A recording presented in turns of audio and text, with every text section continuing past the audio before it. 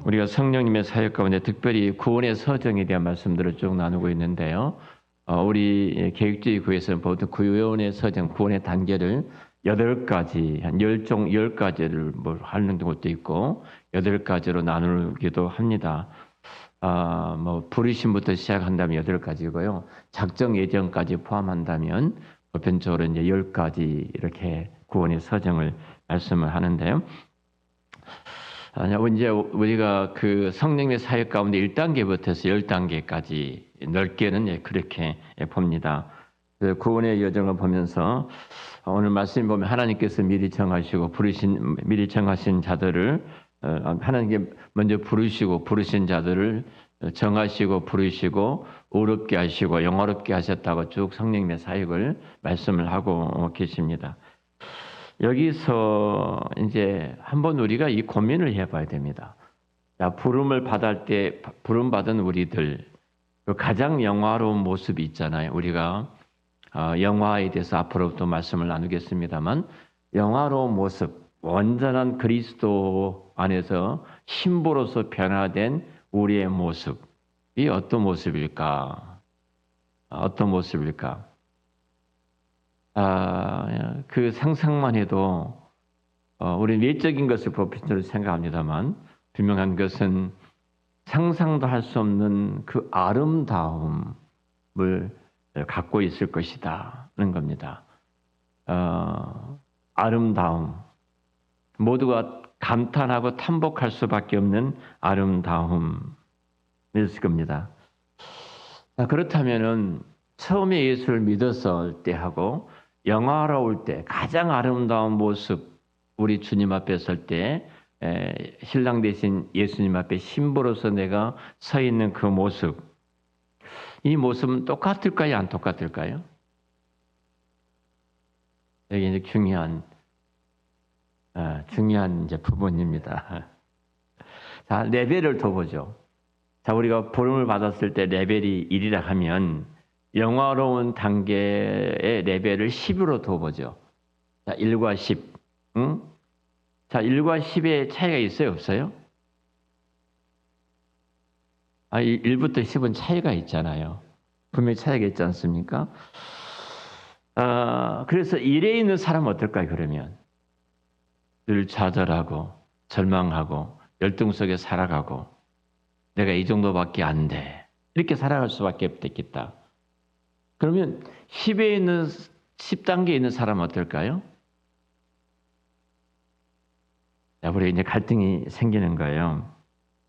우리가 하늘에서 받을 그 단계를 10으로, 레벨로 생각해서 10까지 나눈다면은 10에 머무는 그 영화로운 단계는 상상도 할 수 없는 모습이겠죠. 내가 이 땅에 살아가는, 저 사람 지금 예수를 믿는 사람일까? 이 정도 아주 형편없는 사람을 우리가 볼 수도 있어요. 예수를 믿는다고 말을 하는데 생각하는 것이나 행동하는 것이나 저분의 태도나 저분의 가치관이나 우선순위를 보면은 아주 형편없는 그냥 레벨에 1에 머문 사람. 예를 들면은 자, 그럼 레벨에 1이 받은 복하고 레벨 그 90이 받은 복이 같을까요? 다를까요? 상이 클까요? 다를까요? 여기가 우리가 갈등이 되어지는 거예요. 여기 우리 신앙의 심각한 문제가 우리 안에 가질 수가 있어요. 우리가 레벨 1 성화로 본다면 우리 다음에 또 성화의 말씀을 들을 텐데요. 레벨 1과 레벨 10 성화의 단계를 본다면 여러분 레벨 1과 레벨 10 이 단계를 본다면 우리는 분명히 레벨 10을 선택하겠죠. 그렇죠. 최고의 성화의 그 아름다운 단계에 우리 모습을 이제 선택을 할 것입니다. 자, 이것을 내가 이렇게 되고 싶어. 자, 내가 왜 레벨 9가 되고 레벨 10이 되고 싶어? 그 이유가 뭘까요? 다르다고 생각하니까 그런 거예요. 예를 들면 레벨 1과 레벨 9나 10은 다르다. 레벨 9, 10 정도 가면은 하나님께서 폭포수 같은 은혜를 내게 부어주실 것이고 나는 뭐 상상도 할 수 없는 많은 복을 받게 될 것이고 그리고 이 세상에 나처럼 아름다운 사람이 영적으로나 육적으로나 아름다운 사람이 없을 것이다. 나는 그 단계에 오르고 싶다. 이 마음이 우리 마음속에 가질 수 있어요. 대부분이 그렇게 이야기도 합니다. 그런데 중요한 것이 있어요. 자, 우리가 이거 단계까지 가지 못할 때 우리는 항상 이쪽에 머문다고 생각하면은 어떤 생각이 들어져요? 우리는 자책하고 그리고 늘 죄책 속에서 살아갈 수밖에 없고 내 신앙이 이 정도밖에 되지 않나? 내 믿음이 이 정도밖에 되지 않나? 그리고 나는 그 단계 오르지 못한 내 모습을 보면서 늘 좌절하고 절망할 수밖에 없고 내가 좀 더 내가 낮게 올라가면은 좀 괜찮은 것 같고 이 사람이 갖고 있는 하나의 영적인 실체는 뭐냐면 피곤함이에요. 자유가 없어요. 레벨 9나 10에 올라간 사람은 특징이 하나 있어요. 이 땅에 육신의 몸을 입고 있는 우리들 그 재성은 어떤 재성이냐면은 나 혼자 잘났고 나 혼자 거룩하다고 생각하고 모든 사람은 눈 깔고 봐요. 눈 깔고. 눈 까는 말 이상한데요. 자, 우리 칭의를 지금 말씀을 듣고 있는데요. 칭의는 자, 뭘 포함하고 있냐면요. 이 칭의는 계속 쌓이는 거예요. 다시 말하면 칭의는 끊임없이 복음으로 이 칭인. 다시 말하면 이 말씀이에요.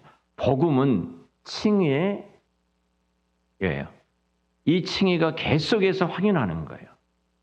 우리가 칭의를 지난 시간에 공부를 했지 않습니까? 그러니까 결국은 이 싸움이 계속 우리 가운데 이루어지는 것입니다. 자, 칭의는 계속해서 우리가 그 속에서 이제 나타나게 되어지는데요. 그 칭의의 개념은 뭘 포함하고 있냐면요. 칭의가 계속해서 겹겹이 쌓인다는 게 내가 쌓는 것이 아니에요. 칭의랑 뭐라고 그랬어요? 우리 공부할 때 말씀으로 확인한 것이라고 했잖아요. 내가 이룬 것이 아니라 하나님이 이루어 주셨던 그 일들을 내가 그냥 믿는 거예요. 확인한 거예요. 자, 이 칭의가 계속 확인된 것들이 겹겹이 쌓여가는 것이 성화다 이렇게 말하는 분이 있어요. 그러니까 무슨 얘기냐면 레벨 10이 있다고 생각하면서 자존감이 들고 절망감이 들고 열등감이 들어질 때에 분명 우리는 이런 사탄은 참소해요. 너 그렇게 생각하고 그렇게 말하고 그렇게 행동하고 그따위로 살아가면서 너가 예수 믿는 사람이라고 너 하는 말을 봐봐. 예수 믿는 사람 절대 그렇게 말을 할 수 없어. 너가 그렇게 말을 하면서 예수 믿는 사람이라고 너가 집사고 네가 장로고 네가 권사고 네가 목사라고 사탄은 참소를 하거든요. 그때 레벨 1의 생각이 들 때 이제 이런 모습이 보일 때 그렇게 참소를 해요. 그럴 때 우리는 분명히 이렇게 말하죠. 내 행위로 구원받은 것이 아니라 뭐예요? 하나님의 은혜로 인하여 내가 믿음으로 구원 얻은 것이지 그 은혜로 내가 구원 얻은 것이지 내게 이루어진 건 아무것도 없다. 이 선언을 하는 거예요. 그러니까 내가 성경에 뭐라고 그래요? 내가 산 줄로 생각하거든 넘어질까 조심하라 그러잖아요. 내가 내 행위로 구원받은 것이 아니에요. 하루하루 살아가는 모든 것이 우리 하나님의 은혜라는 것이 우리 장로교, 개혁교회라 하는 장로교회가 그 은혜로 내가 여기까지 왔고 그 은혜로 또 걸어가게 될 것이고 그 은혜 속에 살아간다. 우리 이렇게 말을 하잖아요. 내가 행위로 구원받은 것이 아니라 나를 의롭다 하심으로 하나님의 선언이에요. 의롭다 하심으로 내가 하나님의 자녀가 되고 하나님 백성이 되어졌어요. 그러니까 우리가 절망을 했을 때든 또 내가 좀 낫다고 교만을 했을 때든 우리에게 필요한 것이 뭐냐면 그때마다 칭의라는 이 단어예요. 이 단어. 이 단어가 그래 너무 중요한 겁니다. 그래서 날마다 칭의를 붙들고 살아가는 거예요. 날마다 칭의를 붙들고 살아갈 때 그 칭의가 겹겹이 쌓여가는 거예요. 날마다. 그러므로서 우리는 가장 영광스러운 아름다운 모습으로 성화에 된 우리의 모습을 보게 되어진다는 겁니다. 자, 그렇다면 우리는 이런 질문을 할 수 있어요. 성화에 대해서 다음 시간에 공부할 텐데요. 말씀드릴 성화라는 것은 누가 성화하는 것인가? 자, 칭의는 하나님이 하는 것이라면 이익 없어요. 근데 많은 목사님들이 또 많은 학자들이 성화는 너의 노력이다 이렇게 말해요. 너의 노력, 너의 열심, 너희 열정으로 그 성화가 이루어진다.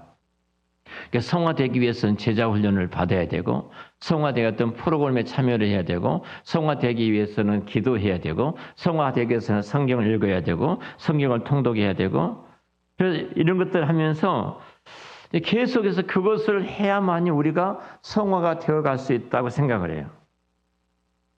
다시 말하면 예수 그리스도로 충분한 것이 아니라 예수 그리스도로 충분해요. 충분한 것이 아니라 내가 이런 것들을 쌓아놔야만이 내가 예수를 닮은 성화된 사람이 되어간다. 이렇게 생각을 해요.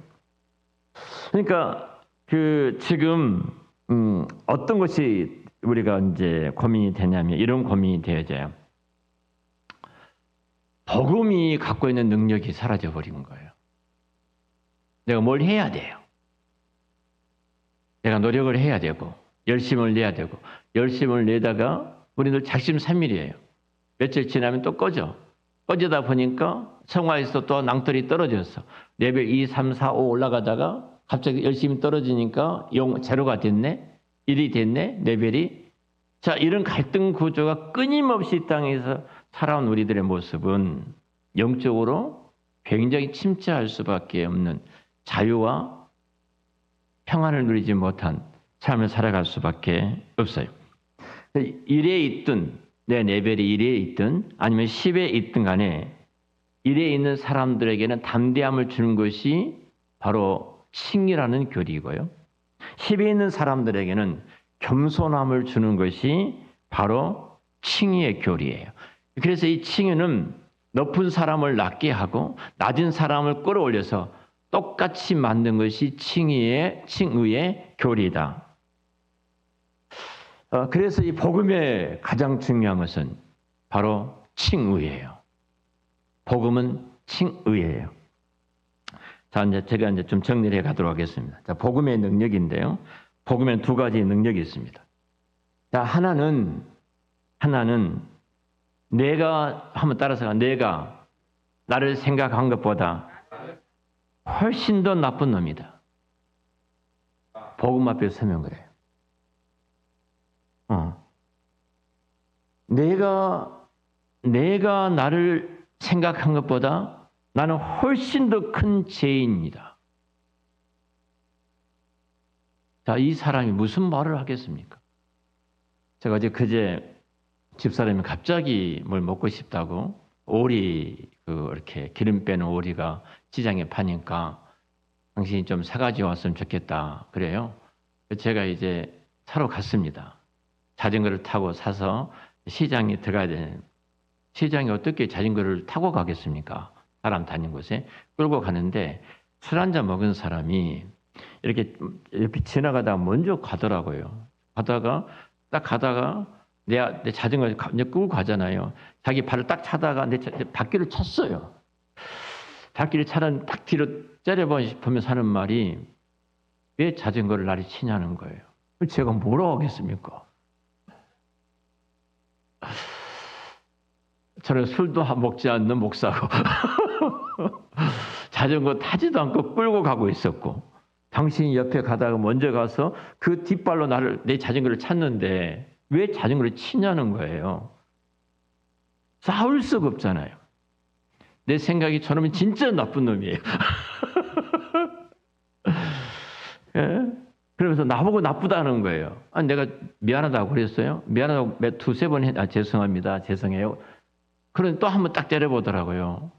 그러니까 나도 할 말이 있잖아요, 또. 선생님이 지나가실 때 뒷발로 찼잖아요. 그러니까 이제 또 한마디 또 하는 거예요. 집사람 신문을 받아가 내가 진짜 시장에서 딱 그때 내가 선생님 너무 죄송합니다. 거기를 이제 90도로 숙였어요. 째려보고 가더라고요. 90도로 딱 숙이면서 하는 말이 제가 내 이런 말을 생각했어요. 지금 칭의라는 말씀을 묵상하고 있었잖아요. 당신이 나를 생각한 것보다 나는 훨씬 더 나쁜 놈이야. 이런 생각은 어떻게 해요? 90도 절이 되더라고요. 90도. 복음이 그래요. 복음이. 우리가 복음을 만나게 되면요, 내가 어떻게 의로운 하나님의 자녀가 됐는가를 깨닫게 되어지면 그럴 수밖에 없어요. 죄송합니다. 아까 우리 권사님께서 아픈 이야기를 하시더라고요. 나한테 나쁜 소리 할 수 있어요, 남편이. 아내가 남편한테 안 좋은 소리 할 수 있어요. 그때 안전을 두고 싸우지 마시고요. 여보, 당신이 지금 나를 보는 것보다도 나는 훨씬 더 악하고 나쁜 놈이야. 괜찮아. 복음 앞에 사람이 그게 달라져.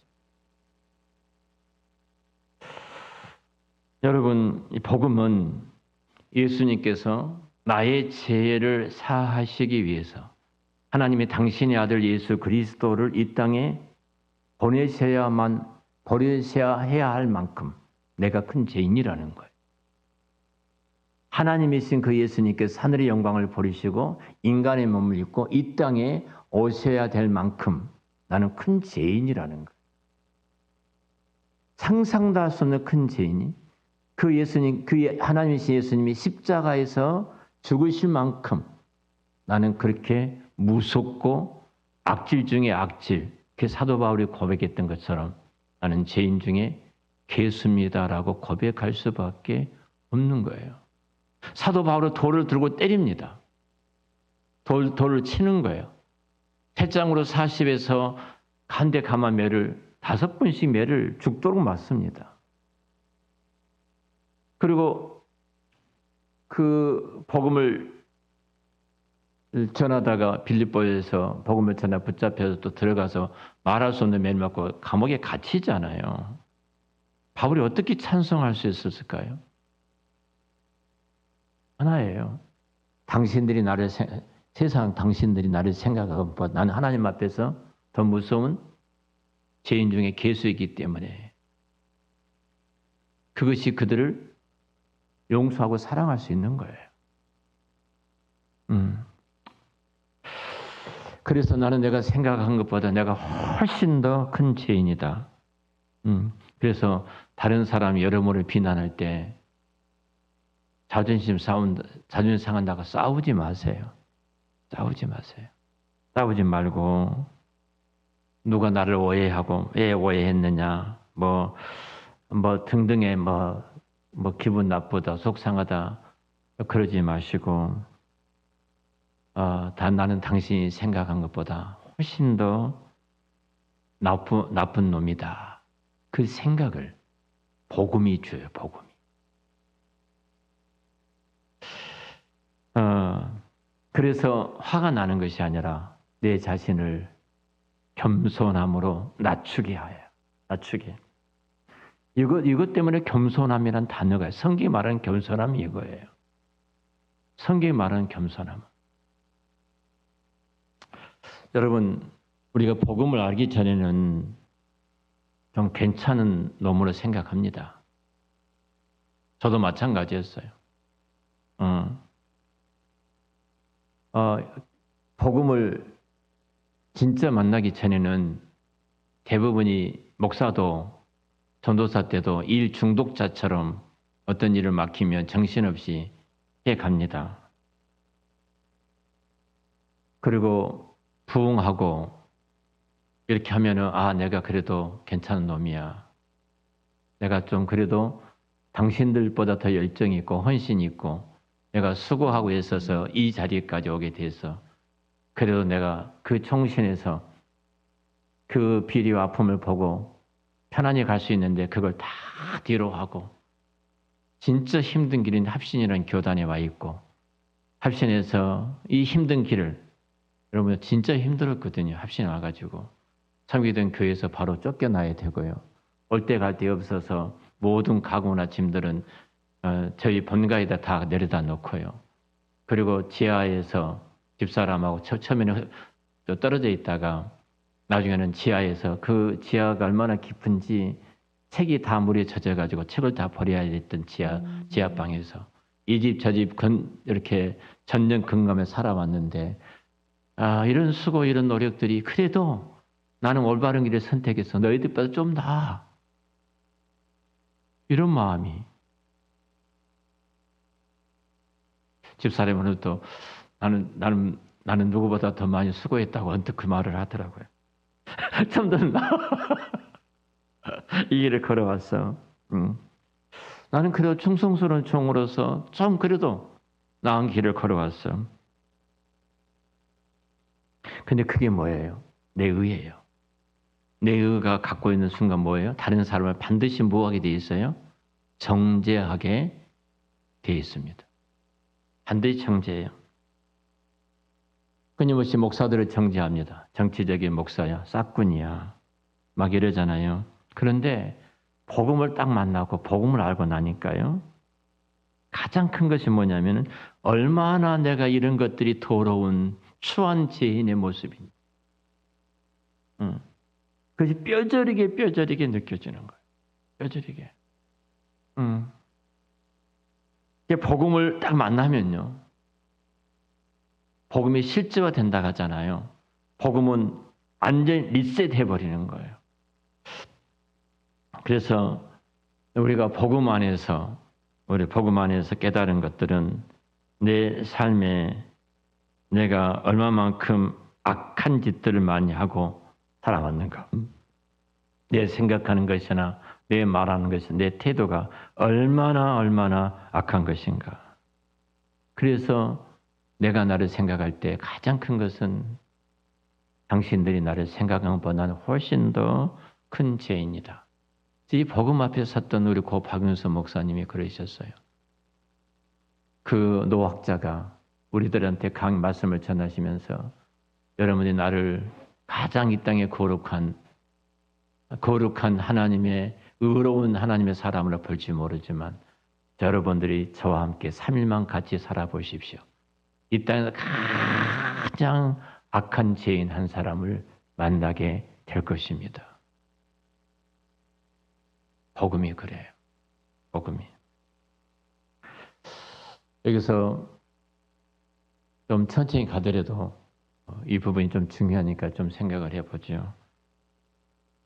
지난주에 이삭에 대해서 우리 우상에 대한 말씀을 함께 나누었습니다. 자, 우상 숭배에 대한 얘기를 잠깐 하자면 우리 인간의 내면에는 4가지 근본적인 우상을 갖고 있습니다.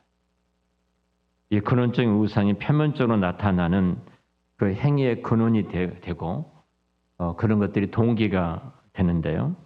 가장 큰 것은 뭐냐면은 하나는 그 안전에 대한 우상입니다. 그리고 통제에 대한 우상이에요. 통제 권력인데요. 이런 우상들이 있습니다. 사람이 행동하는 데에는 자신의 삶이 안정되기를 위한 안정 욕구가 굉장히 인간에게는 큽니다. 또 하나는 내 자신의 삶을 제대로 통제하고 싶은 욕구가 우리 안에는 굉장히 많이 있습니다. 대부분이 많은 사람들이 또 저도 마찬가지입니다. 제 안에는 가장 큰 것이 하나 있다면 대부분이 인정 욕구가 굉장히 강합니다. 인정 욕구가 어마어마하게 큽니다. 인정 욕구 때문에 앉으려고 하는 생각들이 제 안에는 문득 떠오르기도 합니다. 자, 설교를 합니다. 목사가 설교를 할 때 이런 욕구가 강하다 보니까 설교를 할 때 항상 듣고 싶은 소리가 있습니다. 아, 목사님, 설교에 은혜 받았습니다. 이 욕구가 이 말씀을 듣고 싶습니다. 인정 욕구가 크니까 아, 목사님 설교를 너무 잘하시는데요. 큰 은혜를 받았습니다. 자, 제 안에 갖고 있는 인정 욕구라는 우상이에요. 아내한테는 좋은 남편에 대한 소리, 자녀들한테는 정말로 존경하는 아빠라는 소리, 부모님에게는 정말로 착하고 효자인 아들과 딸이라는 소리. 자, 이 소리를 못 들으면요, 인정 욕구가 강한 사람은 늘 불안합니다. 늘 불안해요. 그러니까 인정 욕구가 강한 사람은 항상 인정 욕구에 의해서 사람이 생각하고 행동하게 돼 있습니다.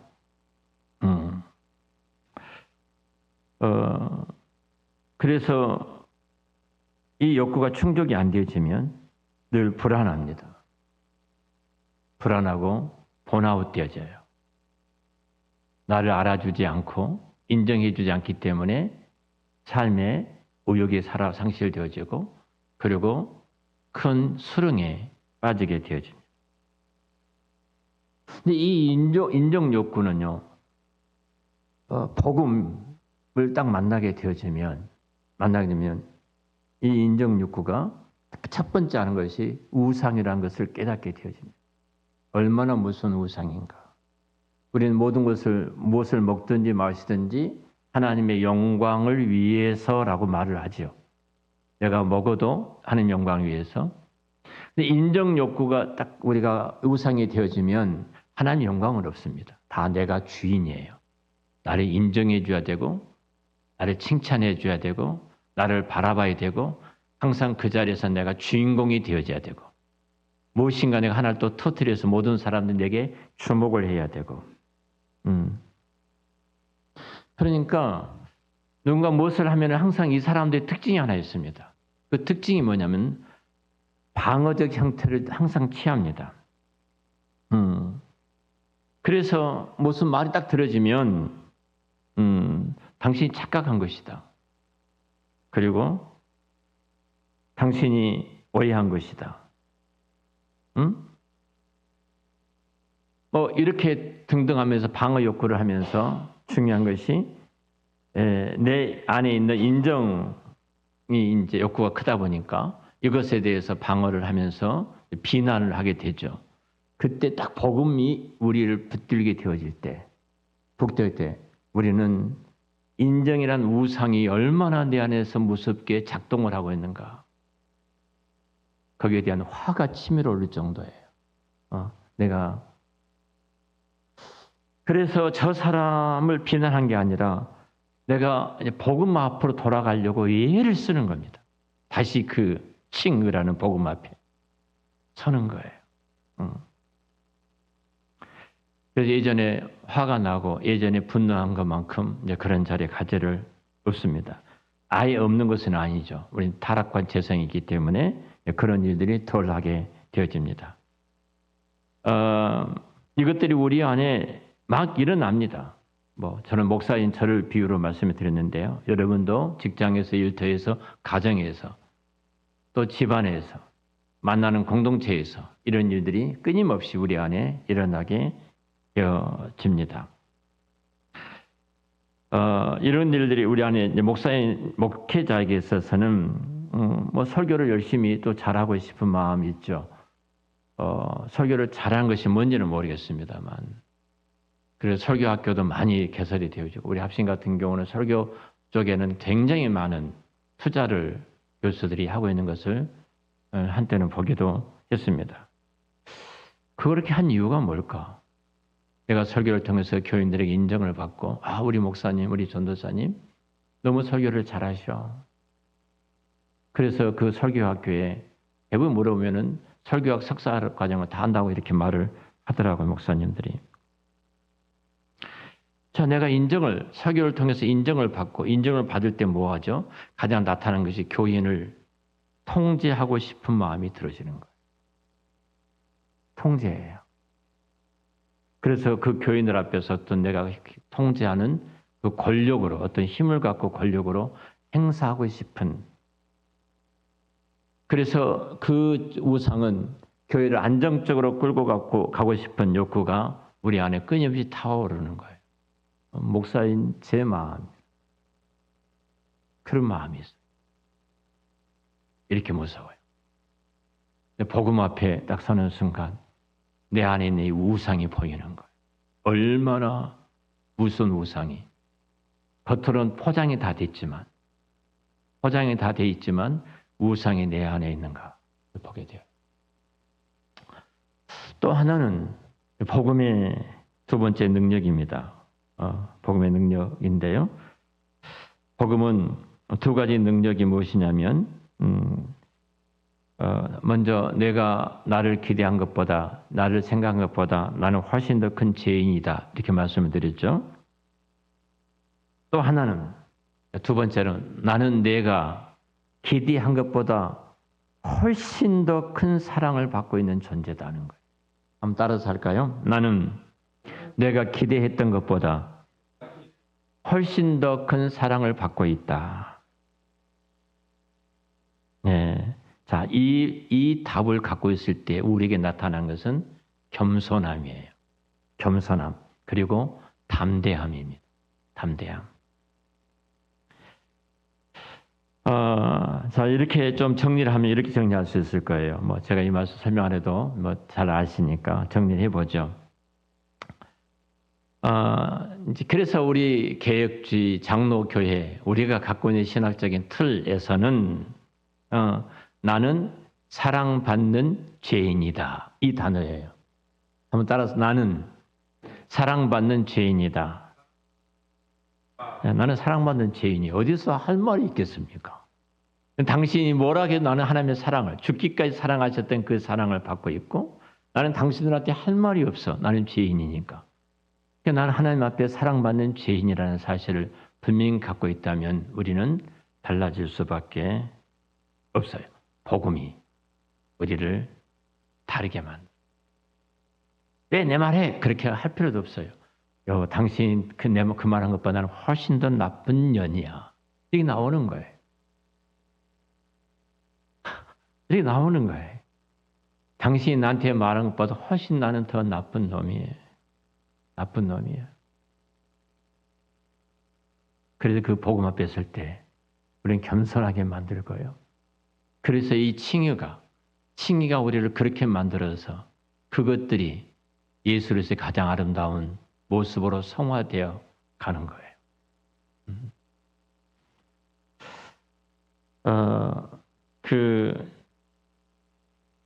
복음서나 이 바울 서신에 보면은 공통적인 그 복음에 대한 내용이 예수님께서 인간의 몸을 입고 이 땅에 오셨다. 성육신이죠. 예수님께서 우리 죄를 위해서 십자가에서 죽으셨다. 그리고 십자가의 대속의 은혜이죠. 세 번째로 예수님께서 죽으셨다 3일 만에 부활하셨다. 이 세 가지가 복음의 핵심이잖아요. 복음의 핵심인데요. 자, 먼저 중요한 내용입니다. 예수님께 성육신입니다. 하나님의 아들, 하나님의 아들 예수님께서 자신을 비워 예수 그리스도 하나님이신 예수님께서 인간의 몸이 이 땅에 오셨습니다. 위에서부터 아래로 오셨죠. 위에서부터 인카네이션 아래로 오셨습니다. 이것은 가치 역전이라고 이 단어를 쓰고 있는데요. 자, 위에서 아래로 임하는 것이죠. 그래서 성육신 인간의 몸을 입고 이 땅에 하나님이신 예수님이 오셨다. 두 번째로는 대속이죠. 십자가의 죽으심인데요. 십자가에서 대속의 희생 제물이 되셨다. 우리 죄를 짊어지시고 희생 제물이 되셨다. 여기서는 안에서 바깥으로 임한 이 단어를 쓰고 있는데요. 내면의 기쁨과 감사로 이제 하나님께 순종하는 십자가의 길을 보게 되어지고요. 세 번째로 부활입니다. 회복인데요. 예수님이 앞으로 새로워질 만물의 첫 열매로서 무덤에서 예수님이 일어나셨죠. 그래서 성령은 이게 미래 세대에 대한 보증입니다. 미래 이것은 부활의 첫 열매가 되셨던 예수님을 통해서 우리에게 주셨던 그 영광스러움이 무엇이냐면은 미래를 앞서 경험하는 거예요. 이것이 굉장히 중요합니다. 이 땅의 천국을 경험하며 누리며 살아가는 것이 여기에 있어요. 우리는 보편적으로 내 환경을 갖고 내가 참 천국 같다, 지옥 같다 그렇게 생각하실지 모릅니다만 그 환경은 아침 저녁으로 바뀌어지잖아요. 혹시 여러분들 나는 너무나 지금 제가 설교를 어느 분한테 처음으로 보낸 분이 있어요. 보냈는데 답이 왔습니다. 그 말씀을 듣고 답이 왔는데 그 답 내용이 느낌을 저한테 이제 받았던 은혜들을 이렇게 써서 저한테 보내주셨어요. 이 말씀이었어요. 하나님은 당신의 자녀들에게만 시험을 주신다는 것이 너무 큰 은혜였습니다. 무슨 말이에요? 내가 지금 시험을 받는다고 생각을 하고 시험이 있는데 이 시험이 하나님의 자녀임을 확인하는 칭의의 은혜였던 거예요. 너무 감사합니다. 그러잖아요. 자식이 아니면 시험을 안 줍니다. 내가 힘들고 어렵다고 생각하는 수많은 사건과 시험이라고 생각했던 수많은 일들은 뭐예요? 내가 지금 왜 주신다는 거예요? 내가 자녀이기 때문에 주신 거예요. 자녀가 아니면 있을 수 없어요. 이 한 가지만 사실을 볼지라도 얼마나 큰 은혜예요. 이번 정확하게 말씀을 들었구나. 제가 이 글을 읽으면서 느꼈습니다. 자, 제가 지금 여기서 뭐 좀 정리해서 간략하게 좀 설명을 하도록 하겠습니다. 저는 뭐 첫 번째, 두 번째는 우리가 잘 아는 개념인데요. 조금 전에 집사람과 아내랑 같이 있을 때 그런 이야기를 같이 나누었는데요.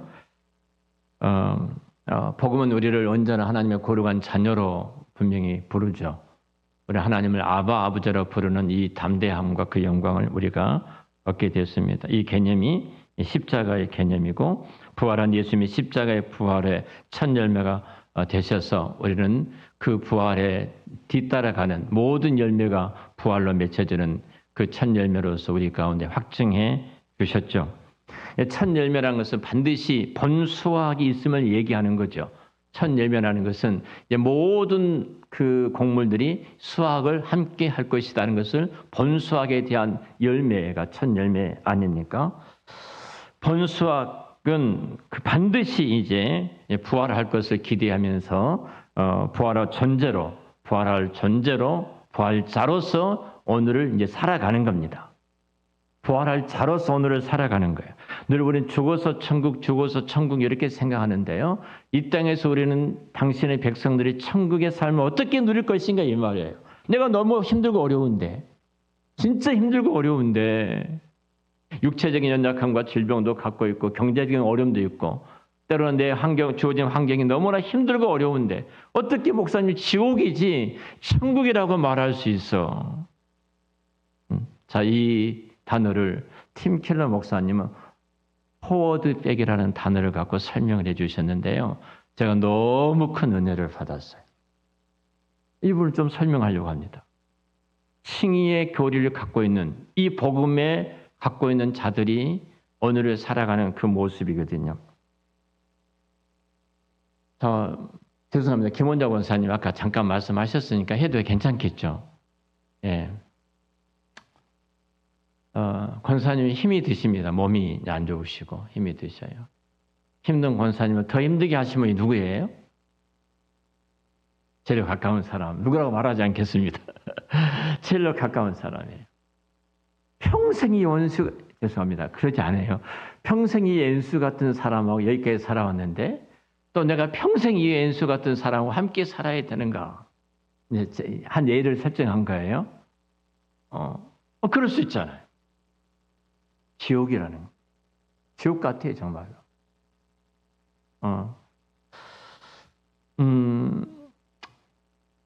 여러분, 우리가 이제 환경적인 요인도 그럴 수 있어요. 이 환경이 빨리 끝나면 좋은데 이 환경이 너무 힘들게 해요. 너무너무 힘들게 해요. 힘들게 하는 환경 가운데 항상 그 안에 누가 있어요? 관계된 사람 형상이 있잖아요. 그냥 환경만이 아닙니다. 사람이 있어요. 자, 이 사람이 있을 때 이 문제를 어떻게 극복해야 돼요? 참아야 돼. 기다려야 돼. 기도해야 돼. 기도해도 안 되고 울어도 안 되고 힘써도 안 되고 애써도 안 되고 안 되는데 어떻게 해요? 안 되는데 울어도 못하네, 힘써도 못하네, 애써도 못하는데 어떻게 해요? 자, 이런 문제를 만났을 때 이 팀 켈러 목사님이 썼던 글이 저는 굉장히 큰 감동을 줬습니다. 포워드백이라는 단어를 갖고 설명을 해 주셨는데요. 너무 큰 은혜를 주셨어요. 자, 이런 은혜입니다. 자, 이 땅에 사는 두 분이 영원한 삶일까요? 그러지 않죠. 그러지 않아요. 자, 예를 들어보겠습니다. 나를 그렇게 고통을 주었던 사람이에요. 내가 어떻게 사랑할 수 있어요? 어떻게 용서할 수 있어요? 더 나아 어떻게 그를 축복할 수가 있어요? 그것이 같이 예수 믿는 사람 공동체 안에 있다면은 내가 이 교회에 나오지 않고 도망가고 싶은 마음이 들 정도일 겁니다.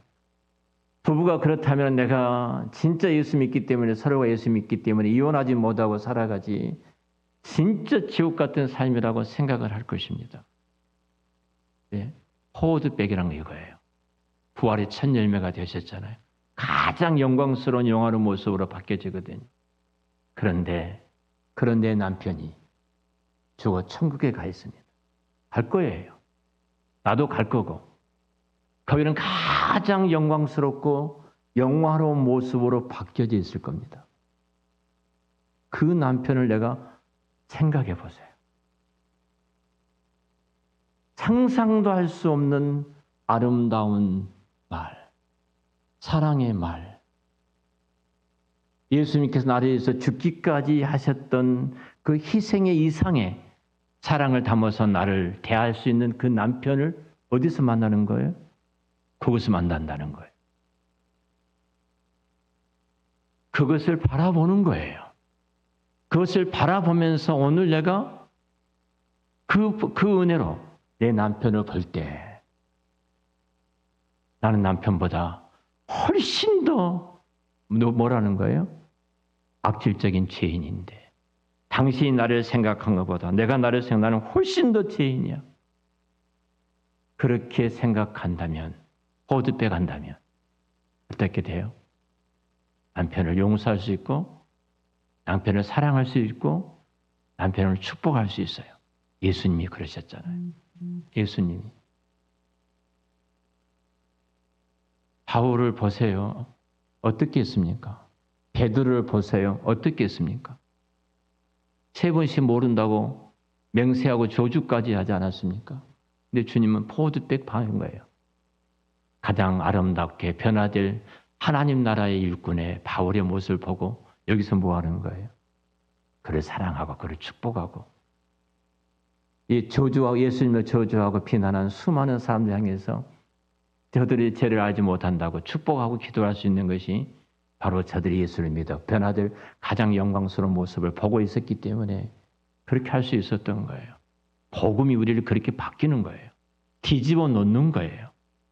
세상 사람이 알지 못한 것을 알게 되고요. 세상 사람이 보지 못한 것을 보게 하는 개념이에요.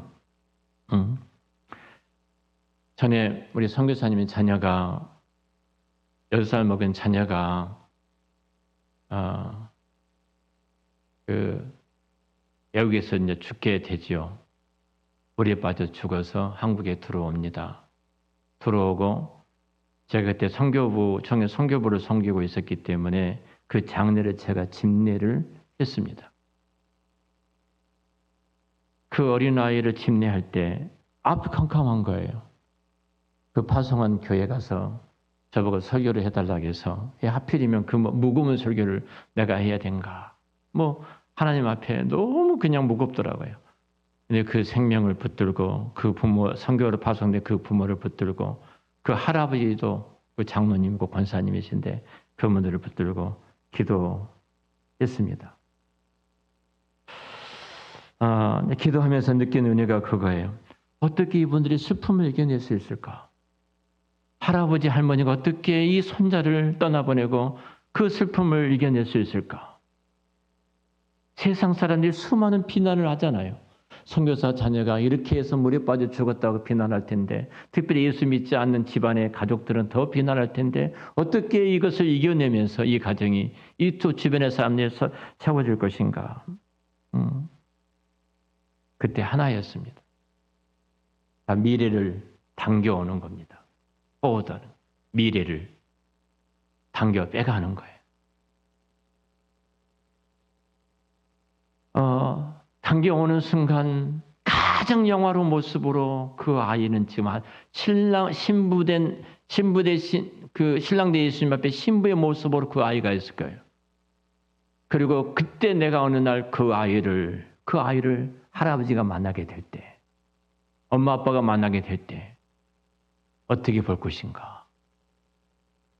이 말씀을 듣고 다 울더라고요. 가장 아름다운 모습으로 포도백 할 때.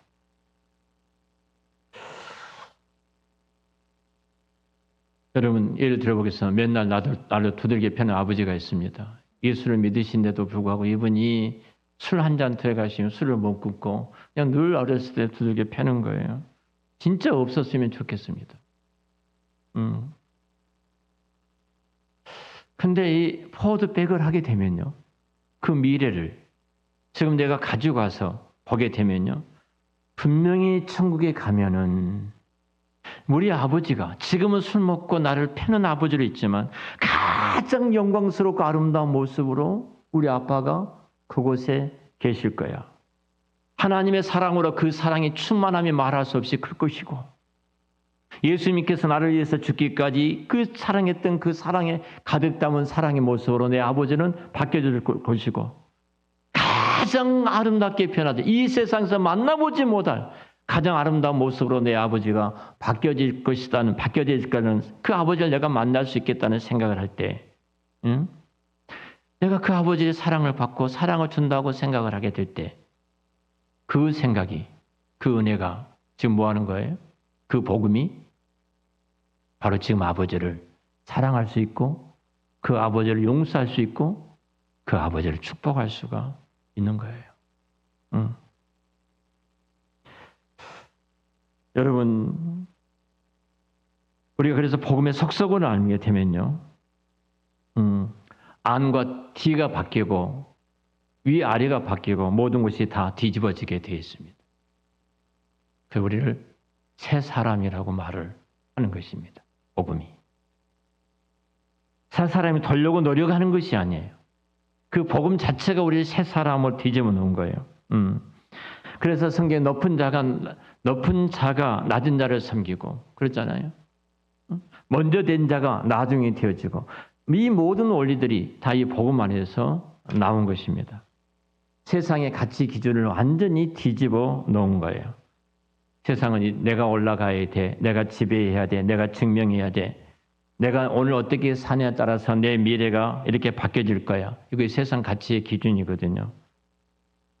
그런데 이렇게 이 세상 가치 기준에 편승해서 설교도 하고 그리고 성경 공부도 하고 이야기도 하고 말도 하고 도전도 준다면 그것이 복음이겠느냐는 거예요. 복음은 그렇지를 않습니다. 세상 풍조를 따라가지 않습니다. 복음은 분명히 달라집니다. 내가 무엇을 함으로써 나를 증명하는 것이 아니라 이미 내가 무엇을 하기도 전에 우리는 달라진 사람이고 변화된 사람이고 하나님의 사랑을 받는 종이고 하나님의 자녀인 줄로 믿습니다. 그래서 우리가 이 복음의 속성을 안다면 이 칭의에 대한 바른 속성을 우리가 알게 된다면 우리는 달라진 그리스도인 삶을 살아갈 수밖에 없어요. 그 복음이 실제가 된다고 말을 합니다. 열등감에서 벗어나 진짜 멋지게 살아갑시다. 한번 따라서 하죠. 내가 나를 생각한 것보다 나는 훨씬 더 죄인이다. 당신이 나를 생각한 것보다 나는 훨씬 더 나쁜 놈이다. 그런데 나는 하나님의 사랑받는 자녀다. 예, 그것이 하나님의 사랑받는 죄인입니다. 기도하겠습니다.